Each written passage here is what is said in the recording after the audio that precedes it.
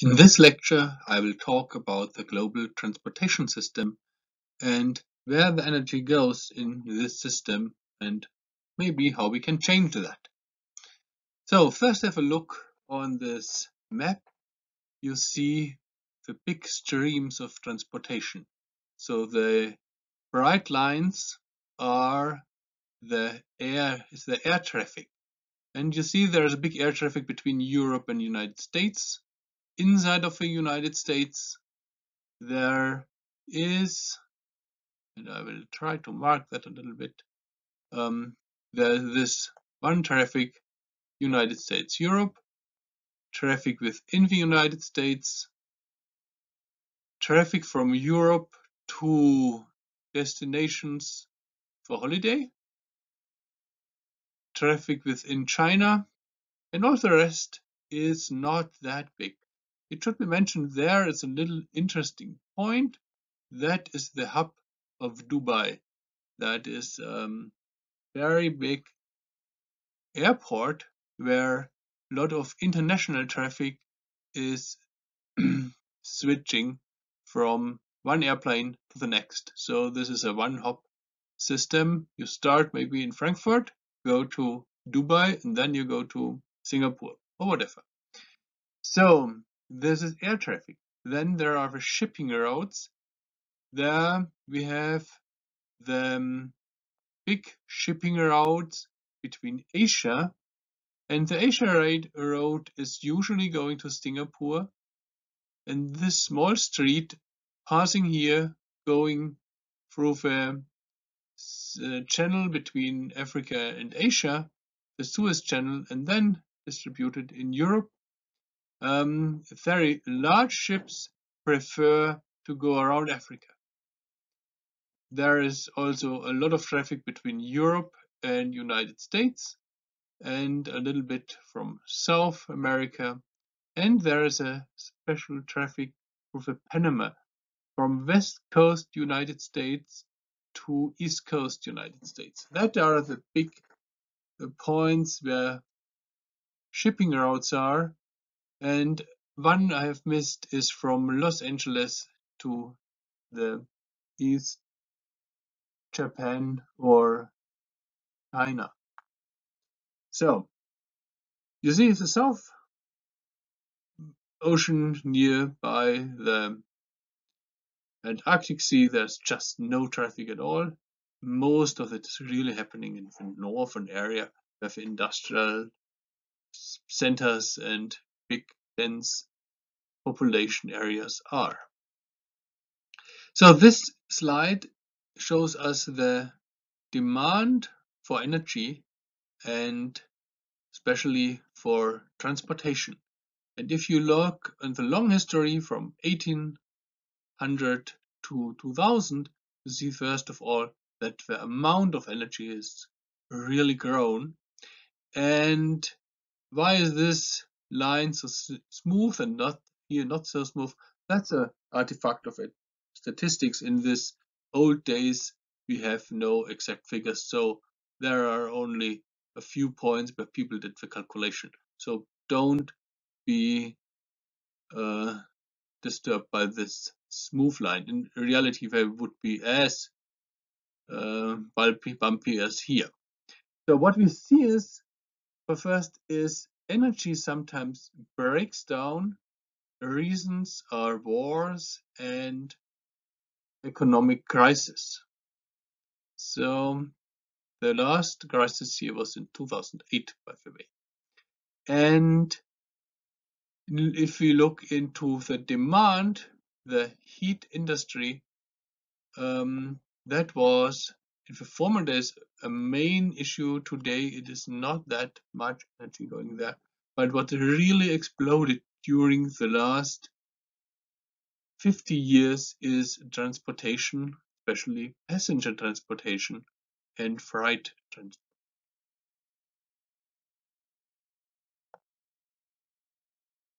Now, if we go deeper in the question of transportation, we can have a look as similar as we has already had for energy in different countries, and we ask now, how much energy consumption per capita happens in transportation.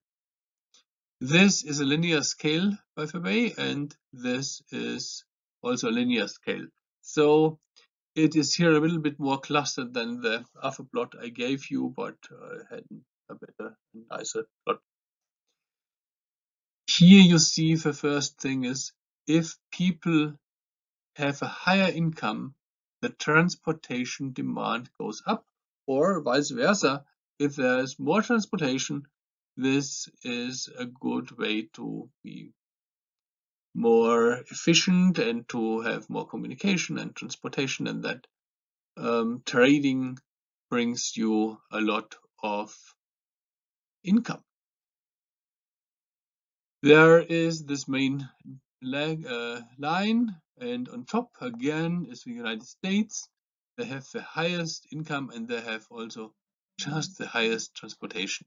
There are only few exceptions, that is United States of Arab, Bahrain and Saudi Arabia. These states are oil rich and so they more or less waste a lot of energy in transportation. They have big cars, really big cars, and they also like to fly by airplane.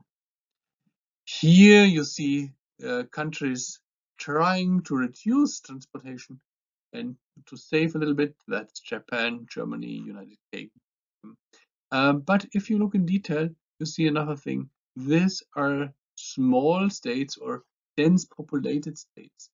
These are states with a low density of population, like Australia and Canada. They need more transportation because the country has a different shape. The same is true for Russia. And the new growing economies of China and India are just at the beginning of this transportation revolution. Now let's have a detailed look into the question how the energy demand from an automobile is coming. As I already mentioned, if you have something in the space, it moves forever, but in reality, on Earth, we have friction. And so we have 4 points that should be understood. The first and biggest thing is the air drag. To understand air drag, we have to look a little bit into the physics, what's happening. If you have a car and this car is driving, it is against the air driving, and then you have these curls here. And these curls produce more or less the air drag. To reduce this air drag, you can shape your car a little bit different, that it is more aerodynamic. Then you reduce this drag coefficient, or you can reduce the size of the frontal area. You can lower your car, so like a sports car, or you have a smaller sized car, and all this reduces the front area. To calculate the influence of this shape of the car, you have to multiply these two numbers. So small cars usually come with a lower air drag, and well-shaped cars have also a low air drag. This number is somewhere around 0.3. If you have a good shaped car, it's below 0.25 or 0.4. If it's bad shaped, like some cars with a very rectangular shape, you end up with a number of 0.5. The second thing that eats up the energy is the velocity, and the velocity is going here by square, and this square has a strong influence. That means if you double the speed, you have to use 4 times as much energy to go against the aerodynamic drag. For example, if you speed on the highway instead of 80 kilometers per hour to 160, you have to buy 4 times as much fuel. So high-speed traveling is expensive. So the next thing is rolling resistance. Rolling resistance is more or less than coming from the wheels. So the wheels here, there are different types of drag. One is in the barrel inside, and the other thing is coming directly from the tire. That is has the biggest influence here in this area. The drag is coming, the rolling resistance is coming from the weight of the car, and so to reduce that, for example, you can have a higher pressure in your tires, then the drag is going down significantly. So transportation by trucks, for example, if they go up to 10 bars, typical car has 1.8 bars or to 3 bars, depends. So, and now there come two other types of resistance, and that is grade resistance. A grade resistance means if you go uphill, you have to spend energy, as we already learned, and you have to accelerate. So because your car at the beginning is standing and then you have to accelerate. The interesting thing is now, where does this energy go? This energy goes not into heat directly. This you go uphill, and at the top of the hill your car has more energy and it can roll down without any fuel. So the energy of this type is saved in some way in the potential energy. And the acceleration, if you get to a higher speed and you reduce that, for example, if you brake, then you could generate electricity in an electric car, or in normal cars, the only thing what you produce here is heat when you do braking. So these 2 points here can, so in this way, used in electric cars and saved. This part can't be saved in electric car. Interesting is, electric cars therefore have a very aerodynamic shape, and they have typically higher pressure in the wire. And this is a question of efficient conversion of energy. Now, as I already told, the shape of the vehicle has an influence to the air drag. So small cars, passenger cars, are in the range of 0.3, 0.4. Vans are a little bit higher because they have this nice sliding shape at the end. And buses have already quite a lot of drag resistance, but they have a very smooth surface. Trucks haven't that smooth surface. They have a lot of areas where additional vortices come. And the worst case, if you have two parts, then a lot of drag is happening here in between the two parts and ending up in the highest drag coefficient.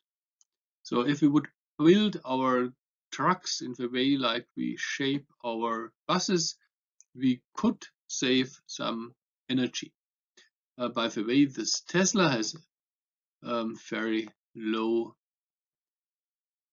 drag coefficient.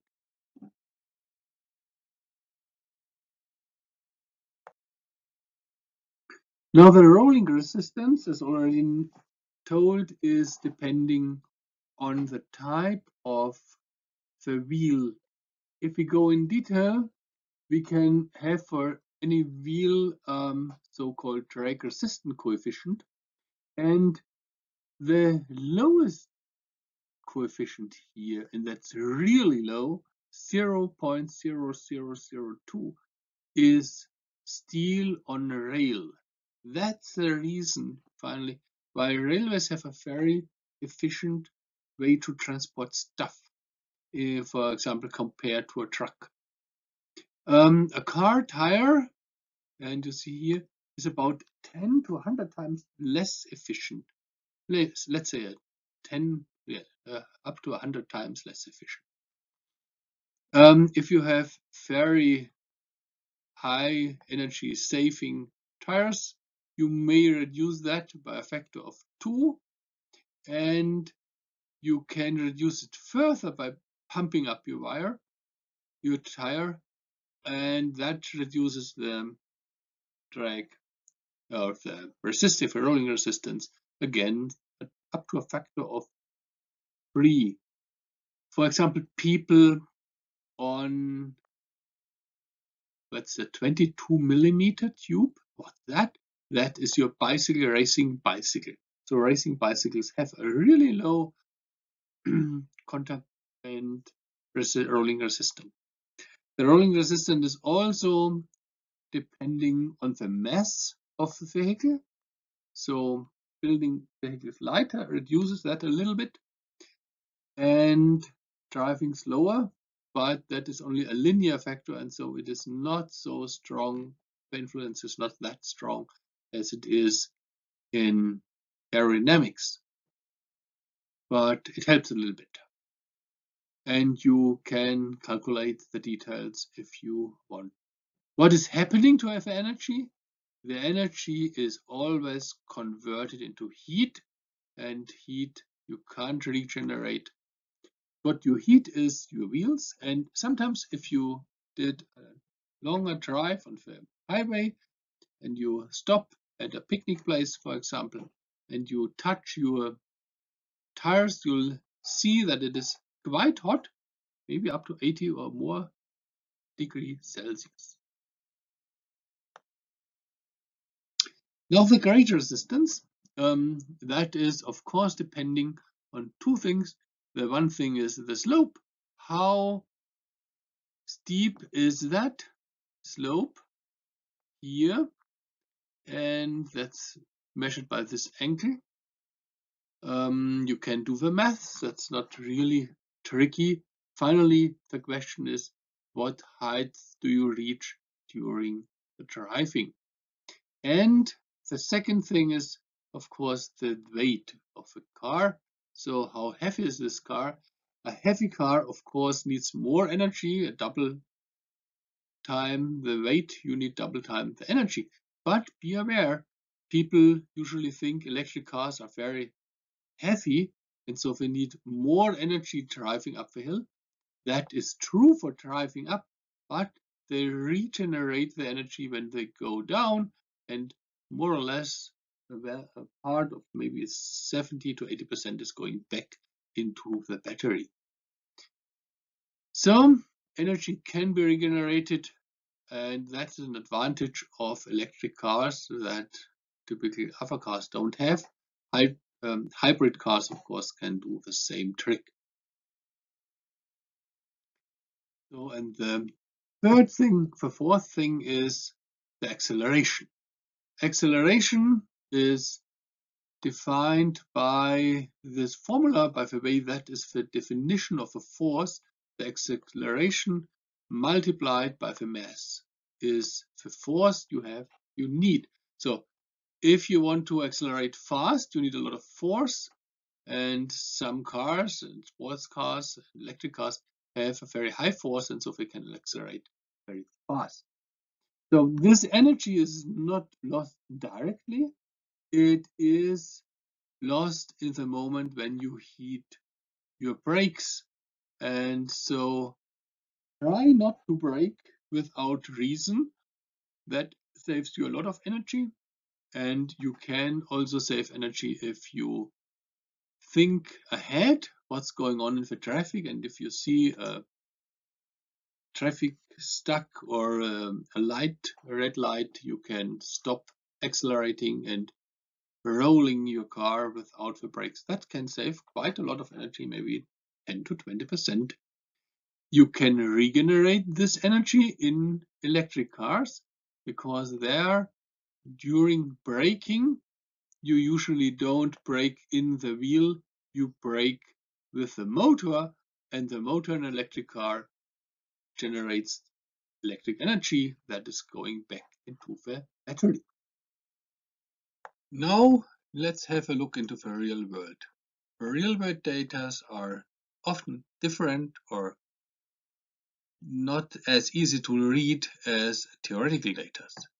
So what we here have is the distribution of actual measured individual vehicles here and the distribution of this energy demand. So these are individual vehicles, and if we measure the all over total energy use, you see that on average velocities between 20 and 80. The first thing is most cars are usually working in the range of 40 to 60 kilometers per hour. So usually you are not in the 100 and you are not in the range below 30. So if you are living in a city or driving sometimes over land and you have to stop and so on, you are usually only in this speed range.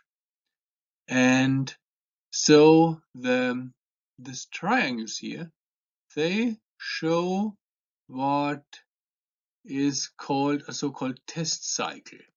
In the test cycles, they use typical speeds, and so they typically use lower speeds as you usually think your car does, maybe 45 or 55, but that is not that bad if you look into the real world distribution. This energy is then collected from what type of energy waste you have. And the first is here, of course, the air drag. The air drag equation we know very well, and so it is not hard to calculate that because you know the aerodynamic parameters. Then you have the braking, and you can count the braking. And what you see is if you're in a higher speed range, usually you don't brake that often. You brake in the town, in the 50 area, where you have to brake at every light and every crossing. That really eats up a lot of energy, and that's the reason why you have such a high energy demand if you drive in a city. Most of the energy is lost if you have a standard gas car and not an electric car. And so there's the rolling resistance, this black line, that doesn't matter at all. It is always a constant value here in our calculation. As we know, it is linear with the speed, but if you drive at double speed, you have double the distance, and so if you calculate that back per kilowatt hours per kilometer, then the drag does not change over this typical speed range where we measure that. So giving you the idea, don't have to use too much for brake, and if you don't speed too much, then you can save a little bit, and electric cars can reduce this part drastically. This contains, by the way, no information about driving uphill and downhill. Maybe this was done in a flat world. Now, how does the energy you buy at the gas station go into your wheels and driving? People underestimate the loss of energy in a car. And so finally less than 10% of the gasoline actually is used to overcome the physical forces and to support the driver. Now let's look into the system. That is 100% fuel you buy, and then you have the engine. This engine, for example, does not always really drive because you are standing still, and so a part of the energy is already going by standby. Then you have internal energy losses in the car due to the thermodynamic process here. And this thermodynamic process is with about 40% efficient or 62% loss.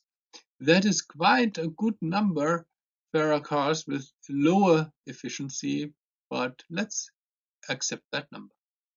So some energy is going in SSORs, your wipers and your heating and climate, but that's not a lot.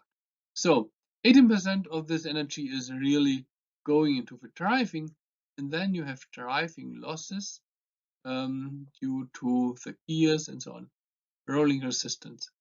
Then you have about 12% at the wheel, then you have a drag, the rolling resistance, and really you have to brake. And that is a collection of these ways how to lose energy from the gas station to the wheel. So a little bit more than 10% that is actually moving you around. The other energy is lost. That is a sad value. And so if we compare that with electric cars can reuse a lot of that. They have very high efficiency here, so they use about 80% directly to drive the wheel. So you don't need to fuel that much in an electric car. Here is a comparison of different types of primary energy that is going into a car. So what we compare is coal for the electric car, or renewable energy, or energy into a hydrogen car. A very modern idea is to use hydrogen for the car, so you use also raw energy, and of course the traditional oil. We start and we ask how much of this energy do you need to drive 100 kilometers? How much energy? Now, this is a long chain. Again, that happens often in this calculation in energy business, that you have a chain of different parts. Now, let's start with the conventional car. The conventional car, first of all, you have to produce energy 198 megajoules. So let's put there a megajoule there, that we remember what we are talking about. So these are megajoules. And you might remember about 3 megajoules, 3.6 megajoules is a kilowatt hour. So what we have to put in our car is about 40 kilowatt hours of energy only to drive this 100 kilometers. So then you lose energy a little bit during production, refinery, and distribution. That is not so significant, but it reduces, it's quite about 30%. So now you have a diesel that is going into your tank, and now you burn that. And here is the big loss in your car. Only a part of that energy is going into the street. Oh, sorry, that was not the right type of pencil. So we have to burn 42 megajoules. That's the amount of energy we need to drive this distance. So now I set that here again, 42 megajoules. That's the energy we actually need to drive this distance in the standard car. So now we look into a different way. We drive our car with electric energy, and we start what is not usually the best idea for producing electricity. We start with a car with coal. So we have to produce a lot of coal, not as much as we need for the diesel car. So now in the production of electricity, we have a big loss. That is well known. It's a thermal machine. And finally, this, after some transport in the grid, we have 52 kilowatt megajoules available, and they are going into the battery. And because there's just no loss in the battery, or very small losses here, and very small losses in the motor, you see that we can drive this car 100 kilometers using 147 megajoules of energy from coal. If we use renewable energy, then the question is, why do we need energy at all here? So you have to produce the solar cells, and all that stuff has to be done. And so you can calculate this in here, and then you end up with a small number, 59 megajoules to drive the car. Now, what happens if you use a hydrogen car?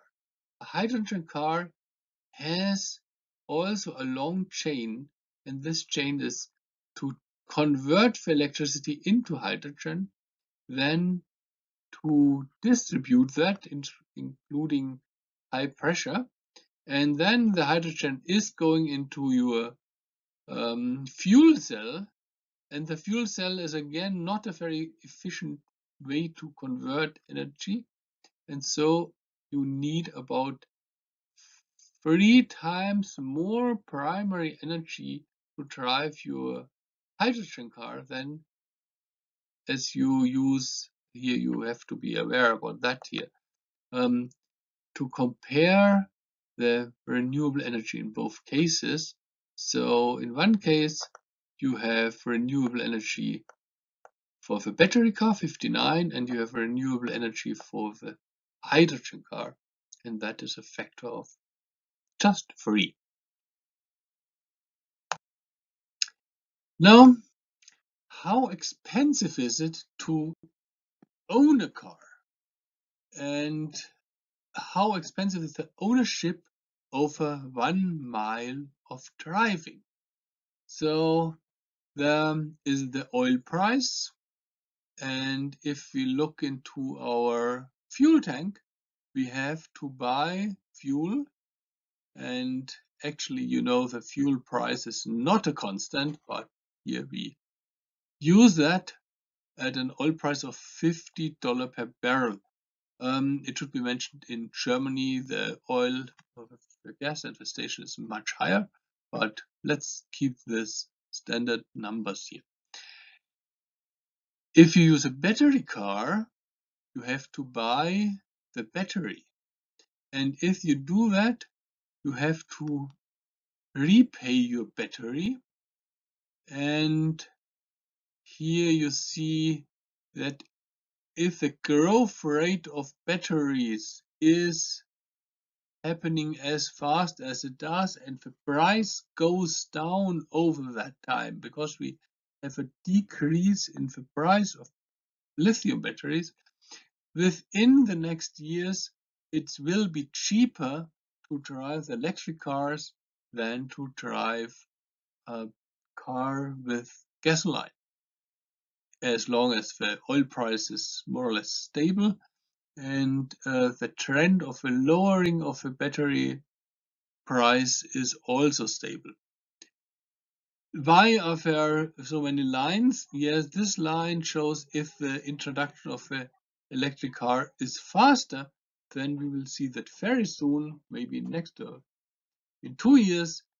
If the introduction of the electric car is very slow for whatever reason, then it may need more than 10 years until it is really a good deal to have an electric car instead of a diesel or gasoline car. So what happens with electric cars? We see that there are around a lot of electric cars. Now the numbers are here from September. They have just grown more and more, but there may be bumpers. And the country with the most electric cars, by the way, is not Germany, and of course it's not United States, it's China.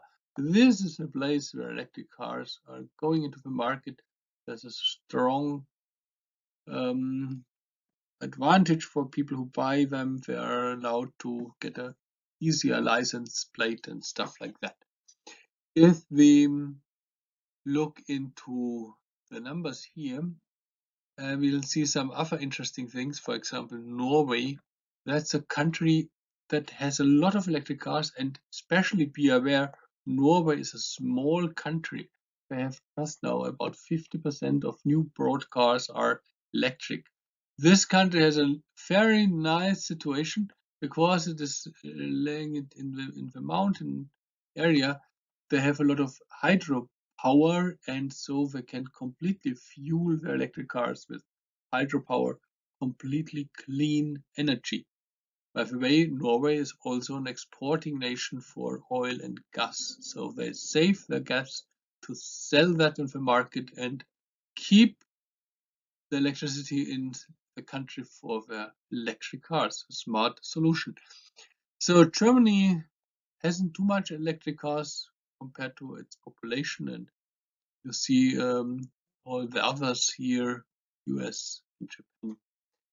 So this is fast changing, and I recommend you to look and update your numbers for the situation in 2020.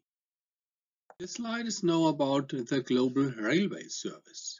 The Global Railway Service is an alternative to driving by car, by private cars, and so we should understand where and how railway is used. First of all, these colors are describing different continents, more or less. So there is Asia, and if we look into the person kilometers that move people by passenger kilometers by railway, we will see that Asia is definitely the railway continent. There, 80% of all railway movement of passengers happens in Asia and Australia, but that doesn't matter too much. How do we count that? So those are passenger kilometers. That means if a person drives 1,000 kilometers with a railway, then it has 1,000 personal kilometers. And if 1 billion people travel 3,700 miles, then we have this number here. And so because we know about the number of people in Asia is about 3.7 billion, so every person travels around 1,000 miles, about 1,000 kilometers a year in Asia. So the second busiest railway has Europe, and well known, the United States have just no railway passenger traffic. The picture changes very strong if we look into transportation of goods in ton kilometers. So transporting 1 ton a kilometer. And there we have a number that shows that still Asia is in place one, but the United States have very strong railway traffic. One of the reasons is that we have a connection between East and West Coast using the tracks, the old tracks from 1869 and new, of course, and to transport goods from Los Angeles to New York or over these large distances. And that's very efficient by railway. There's also a lot of transport for coal and other mining stuff on the tracks. The third busiest is Europe again, and Africa is still a small continent containing just no traffic in continent. Sorry, this was the second is here, Russia. Russia has a lot of transportation also, like similar to United States, for raw materials, coal and iron ores.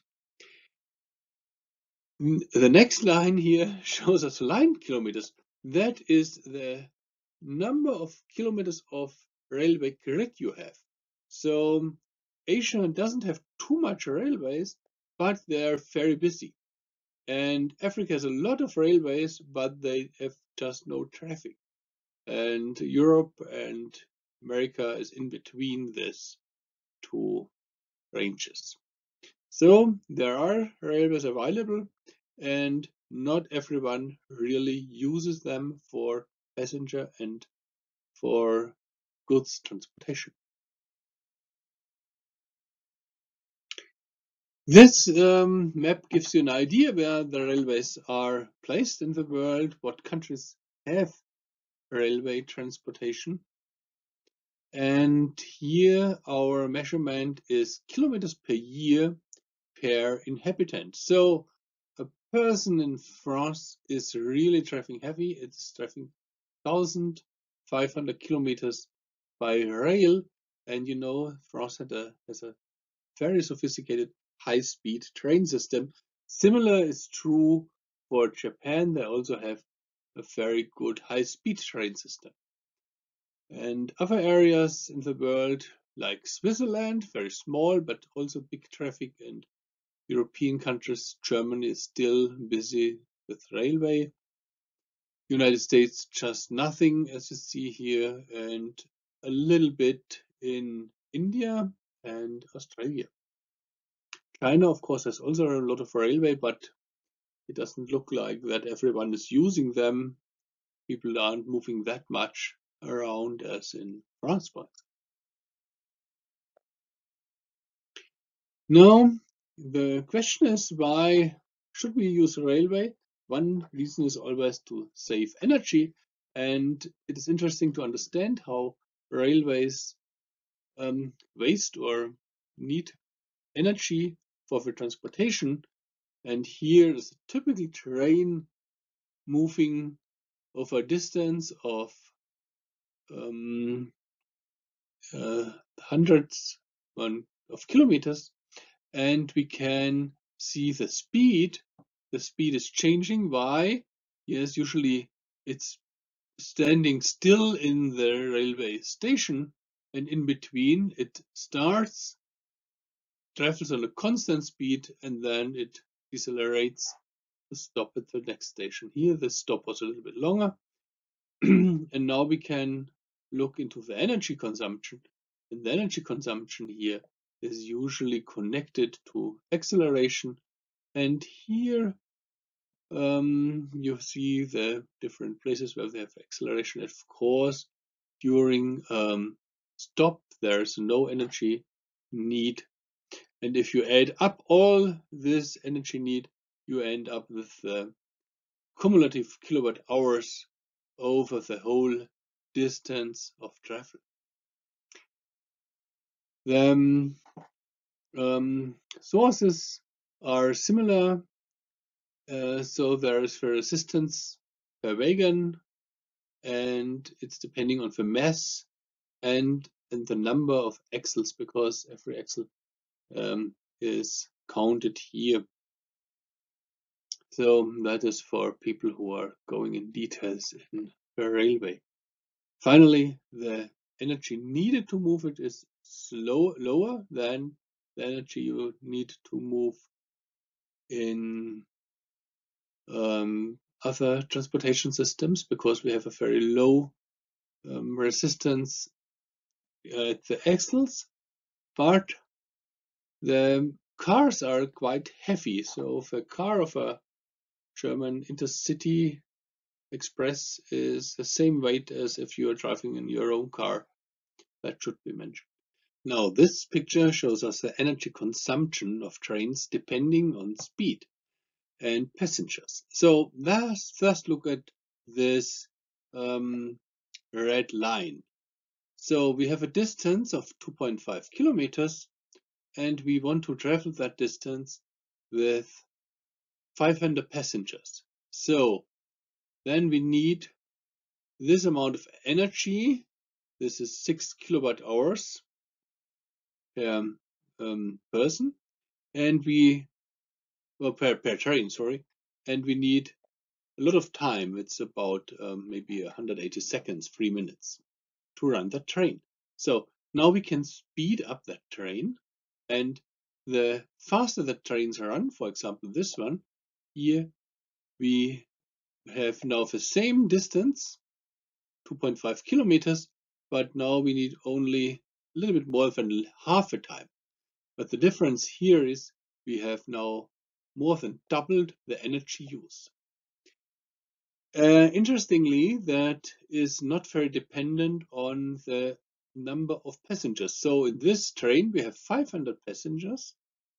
Now let note me that this is 500 in this train. It's really crowded. It's really full, and we have 0 passengers, and the amount of energy you need is just the same. It's not a big thing to transport the passengers. The big thing is to transport the cars.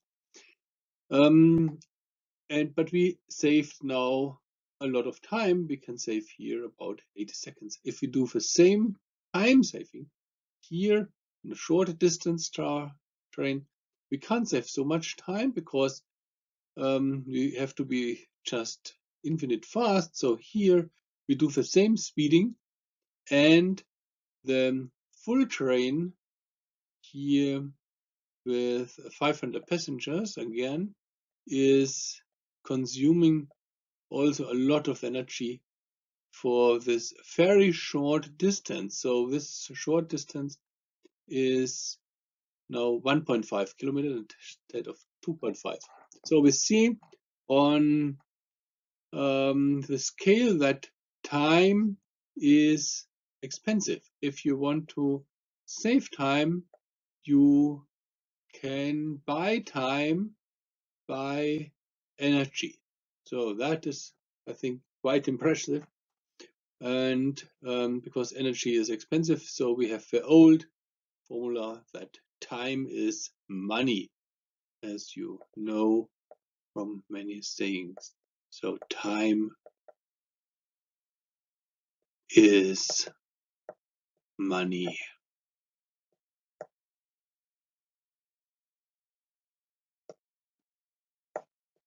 You see that directly in that plot. So now, if we say time is money, then why not drive much faster? And there is one way to do that. And the best way to reduce, to have high-speed transportation is usually an airplane. But as you already know, the higher the speed, the more energy you need. And so we can look into this chart. There we have the speed, the cruising speed in meters per second.